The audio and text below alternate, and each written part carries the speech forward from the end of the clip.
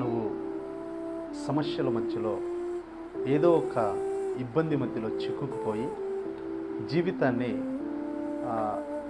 పాపం వైపు, లోకం వైపు, అపరాధం వైపు తిప్పుకొని ఇక నా ఆత్మీయ జీవితం పూర్తిగా కూలిపోయింది, ఇక నేను బ్రతకను, నా బ్రతుకు పాడైపోయింది అని ఒకవేళ నువ్వు కృంగిపోయిన స్థితిలో ఉంటే దేవుడు నిన్ను తన స్థితిలోనికి నూతనపరచడానికి ఇష్టపడుతూ ఉన్నాడు.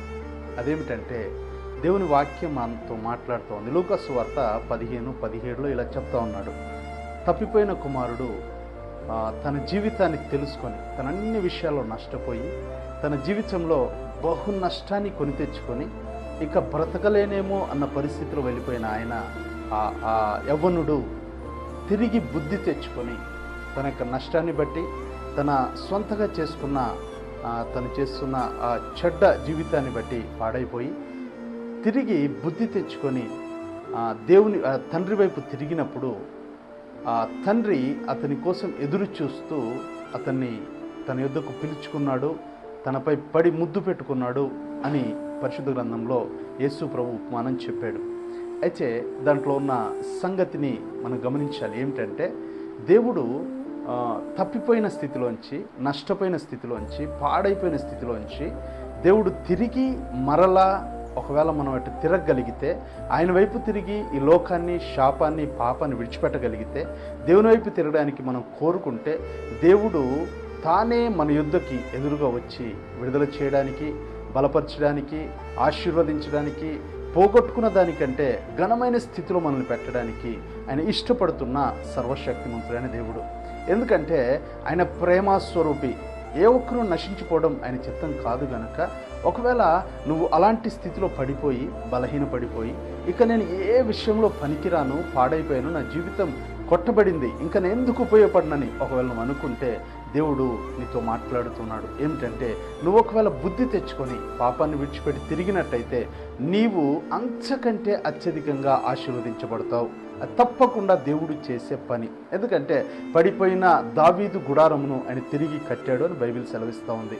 అయితే మన జీవితంలో కూడా పాడైపోయిన మన స్థితిని, నాశనమైపోయిన మన స్థితిని తిరిగి ఆయన వైపు తిప్పుకోవడానికి, ఆయన వైపు తిరగడానికి, ఆయన వైపు చూడడానికి, ఆయన సన్నిధిలో గోజాడడానికి, ఆయన వైపు ఆధారపడడానికి, ఆయన మీద కనుదృష్టిని పెట్టడానికి మనం ఇష్టపడితే ఆయన మన వైపు తిరిగి మన జీవితంలో కార్యం చేయడానికి ఇష్టపడుతూ ఉన్నాడు. నువ్వేమి కృంగిపోవాల్సిన పని లేదు, బలహీన పడాల్సిన పని లేదు, ఒకవేళ నేను ఇంకా వ్యర్థమని అనుకోవాల్సిన పని లేదు. ఎందుకంటే ఆయన నీ మీద తన రక్తము అనే వెల పెట్టాడు, ఆయన నీ మీద తన ప్రాణము అనే ఆ యొక్క ప్రాయశ్చిత్త క్రయధనముగా పెట్టాడు, రక్తాన్ని పెట్టాడు. ఆయన నిన్ను బహు ఎక్కువగా కోరుకుంటున్నాడు, ఇష్టపడుతున్నాడు. కనుక ఆయన నిన్ను విడువడు, ఎడబాయడు. నీవంటే ఆయనకు ప్రాణము కంటే ఎక్కువ గనక నీవు ఆయన తట్టు తిరగాలని కోరుతూ ఇంకా ఆయుష్ను పెంచుతూ ఉన్నాడు. నువ్వు ఆయన తట్టు తిరగాలని కోరుతూ ఇంకా నీకు బలాన్ని ఇంకా ఇస్తూ ఉన్నాడు. నువ్వు తప్పిదంలో ఉన్నా, బలహీనతలో ఉన్నా, దుఃఖంలో ఉన్నా, బాధలో ఉన్నా ఒకవేళ నువ్వు తిరగలిగితే దానిలోంచి బహుగా క్షమించుటకు మన దేవుడు నజరేయుడైన యేసయ్య ఇష్టపడుతున్నవాడు. ఏ దేవుడు ఎక్కడ చేయని కార్యాన్ని మన జీవితంలో ఆయన చేయడానికి ఇష్టపడుతూ కృప చూపిస్తూ మన ముందు కార్యం చేస్తున్నాడు. అందుకే కదా 2000 సంవత్సరాల క్రితం నిన్ను నన్ను జ్ఞాపకం చేసుకొని కల్వరిశిలలో తన ప్రాణమును పెట్టాడు, రక్తం కార్చాడు, పాతి పెట్టబడి 3వ దినం సజీవంగా తిరిగి లేచాడు. ఇదిగో నీకోసం, నా కోసం పరలోకంలో స్థలం సిద్ధపరుస్తూ ఉన్నాడు.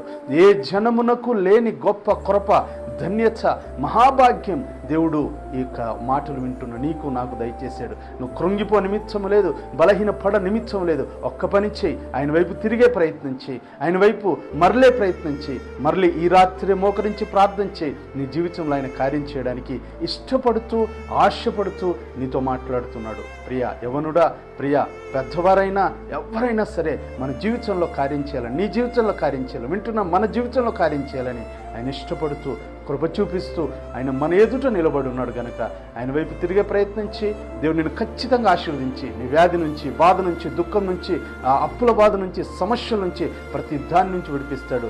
నిన్ను బాధ పెడుతున్న ప్రతి వ్యతిరేకత నుంచి ఆయన విడిపించడానికి నీతో ఇప్పుడు ఇక్కడ ఉన్నాడు. విశ్వసించి ఇంకే లోకం వైపు చూడకుండా ఆయన వైపు తిరగాలని నజరేయుడైన యేసయ్య కోరుతా ఉన్నాడు.